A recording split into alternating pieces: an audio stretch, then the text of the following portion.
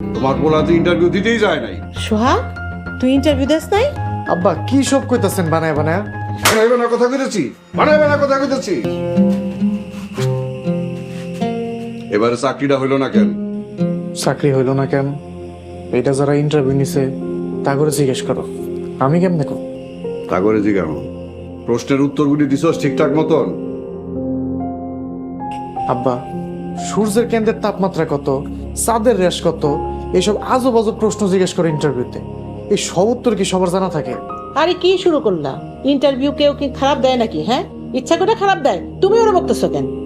বকতাছি কারণ তোমার পোলা গড় গড় করে মিথ্যা কথা কইতাছে।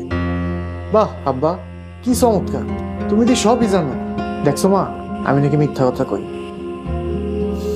যাই হোক, এমনি মনটা ভালো না, আর ঝামেলা করো না। আচ্ছা তুমি কেমনে জানো সোহাগ মিছা কথা কইতাছে? হইছে, অনেক বকছো, ছাড়ো আরে ছাড়ো। তোমার পোলা তো ইন্টারভিউ দিতেই যায় নাই। সোহাগ, তুই ইন্টারভিউ দিস নাই? আব্বা কি সব কইতাছেন বানায় বানায়? বানাইবে না কথা কইতেছি, বানাইবে না কথা কইতেছি। তোমার পোলায় ইন্টারভিউ শেষ হওয়ার 1 ঘন্টা পরে গেছে। ওই ইন্টারভিউ বোর্ডে আমার স্যারের এক আত্মীয় আসিল। যদি ঠিকঠাক মতন ইন্টারভিউ দিতে পারতো আর চাকরিটা হয়ে যেত। কইয়াছিল তোমার পোলায়, এই বাদের মেয়ে কইয়াছিল সারাদিন জিগাও।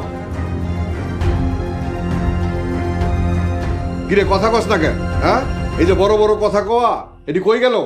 উত্তর দে, কথা কস না কেন? কইয়াছিলি সারাদিন। আজ থেকে ওর সমস্ত হাত খরচা বন্ধ, 1টা টাকা ওরে দিবা না। সাবে না বললে চাকরি বাকরি করবো না। প্রয়োজনে 3 বেলার জায়গায় 1 বেলা খাওয়ান দিবা।